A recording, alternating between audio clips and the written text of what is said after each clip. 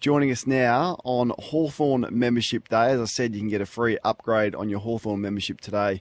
Join now at hawks.team/SEN. The 26th best player in the competition, according to the Herald Sun this morning. And the new Hawthorn captain is our next guest, James Sicily. James, thanks for your time. Hey, thanks, guys. Good morning.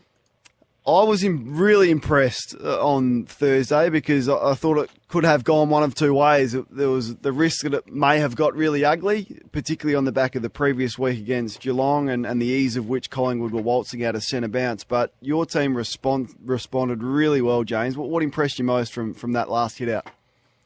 Yeah, it could have really.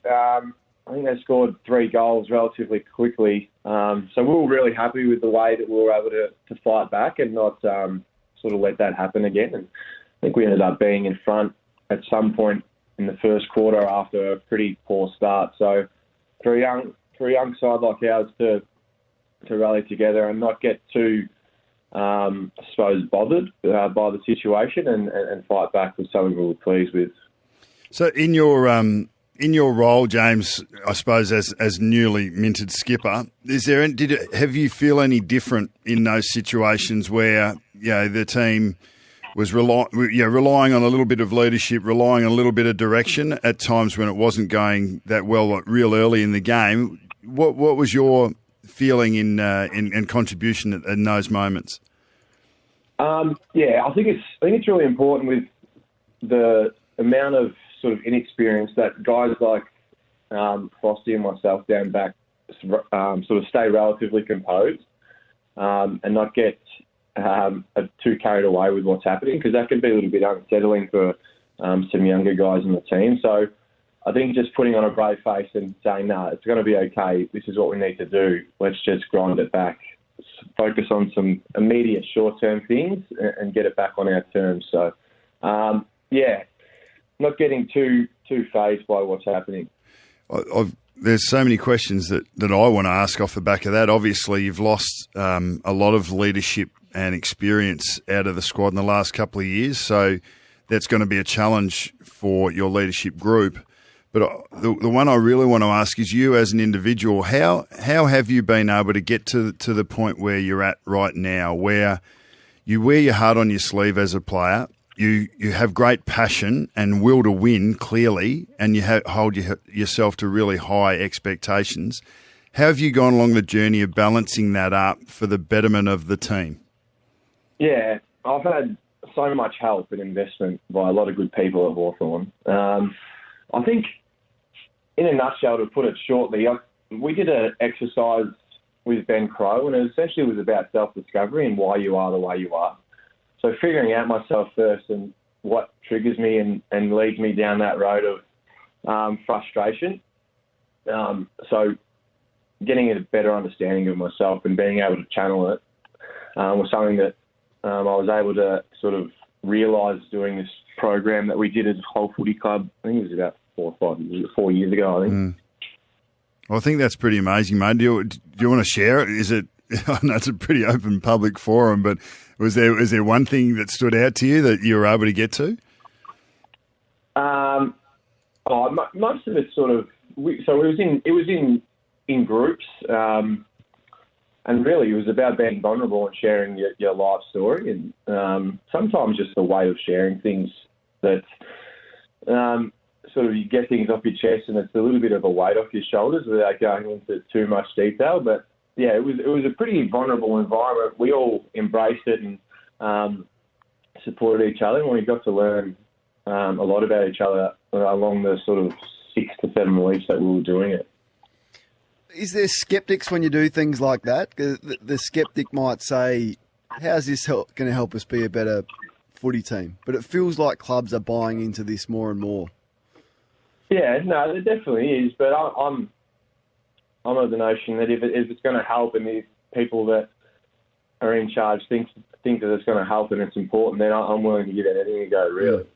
I want to ask you about, just where you see the club. You signed a 5-year contract partway through last year, and then you would have witnessed, I guess, the carnage of the trade period and the exodus of senior players, you're 28 years of age, and then you think, well, at the end of that 5-year deal, I'm going to be 33. So I'm a Hawthorn player for life. Do you think you're capable of winning a premiership in that 5 years? And how did you dissect the news, considering you have committed long-term at your age to this footy club? Even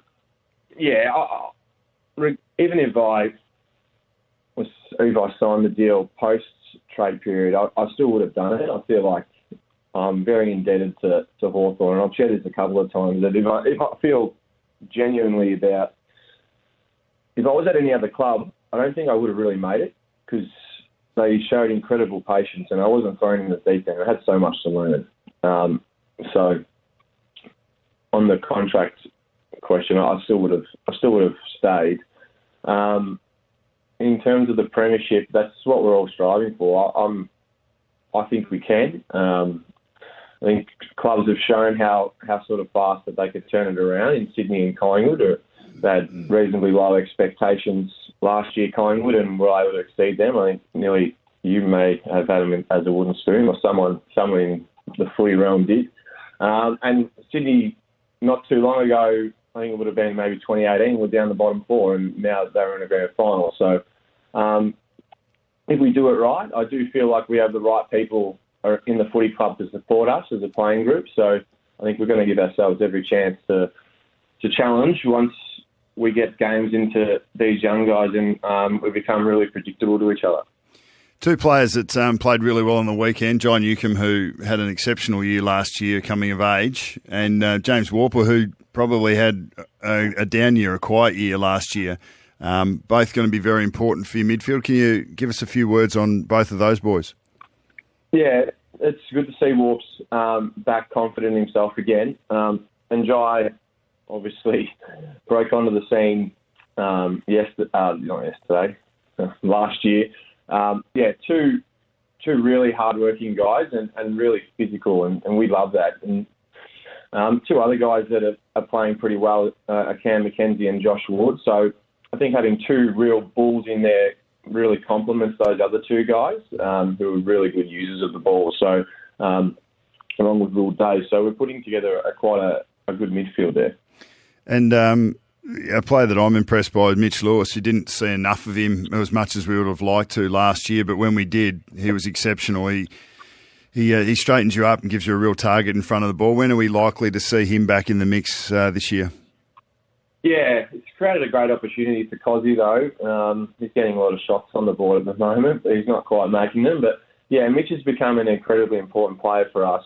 And another one of those guys that really broke out sort of out of nowhere, so along with Dylan Moore. So being able to find those guys is pretty handy, sort of late picks in the draft. But I think he's due to be back around round 4 or 5.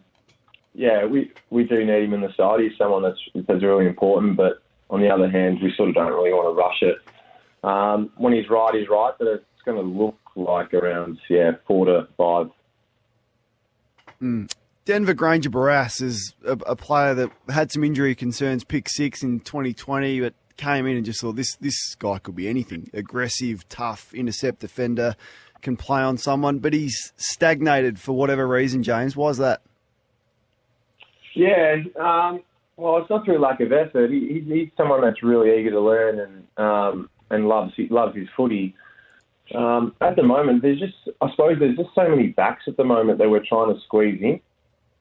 And Frosty's taken on more of a different role this year. He's planning on playing a little bit smaller, so that's challenged the spot of sort of us playing on the small there for Denver. But I think we lose patience too fast on guys that have really high draft picks, and I think it'd be unfair to criticise him so early on in his career. Like, he's only 21 or something, so I think he deserves a little bit more time and a little bit more patience.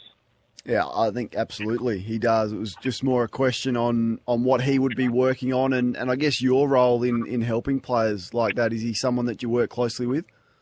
Yeah, I do. He's someone that I work closely with when we discuss sort of bodywork and craft. He's going through sort of being able to play against bigger bodies than him, and sometimes he's getting caught out with giving away some free kicks, which can be frustrating for him and frustrating for the team. So, we regularly do sort of one-on-one craft, contested marking sort of sessions, and he's still learning his craft, and I'm still going to be there to teach him and help him along the way. Hawthorn skipper Hawthorn skipper James Sicily. We were speaking about Denver Granger Brass joining us on SEN Breakfast this morning, Bucks.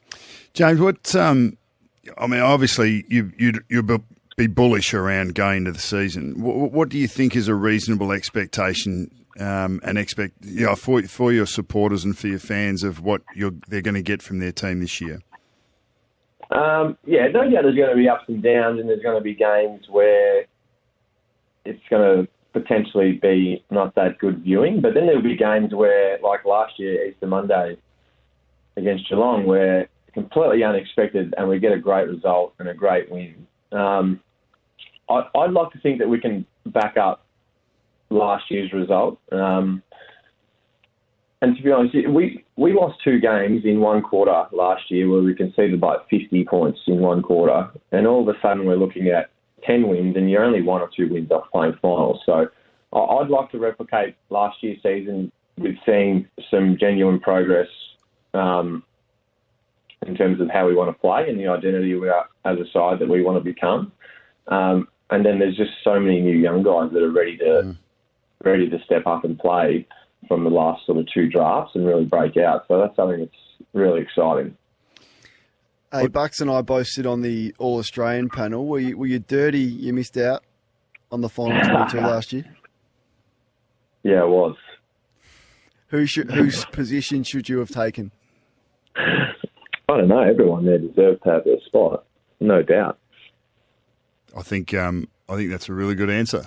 And I can tell you how difficult it is to squeeze all of the great players in the competition in, but you just keep doing what you're doing, mate. I'm really impressed with your journey and how you're going along. And what I would say, just briefly before Kane wraps up, keep telling your story, mate, because it's powerful, not just inside your 4 walls, but externally. So that self-awareness is great. Good work. Yeah. Thanks, guys. Have a good arvo. Awesome there, James Sicily, Hawthorn captain, and you can see why. Now, Hawthorn have a huge game in round 1. They take on SEN. It's their home game at the MCG. Perfect time slot. It should be jam-packed. How many for that game at the G? Sunday, marquee slot. I don't know what it be 65? Yeah, I reckon we could even push up higher than that. 65 to get 65-70 at the MCG would be perfect. Now, you can become part of the new breed at Hawthorn in 2023 and become a member today at hawks.team/SEN. Special membership offer. If you join as a member by Tuesday the 7th of March, that's tomorrow, you can receive a complimentary upgrade on your membership. And for the adults, buy a 3-game general admission, get 11 games, GA, you can save $115. James Sicily, our guest.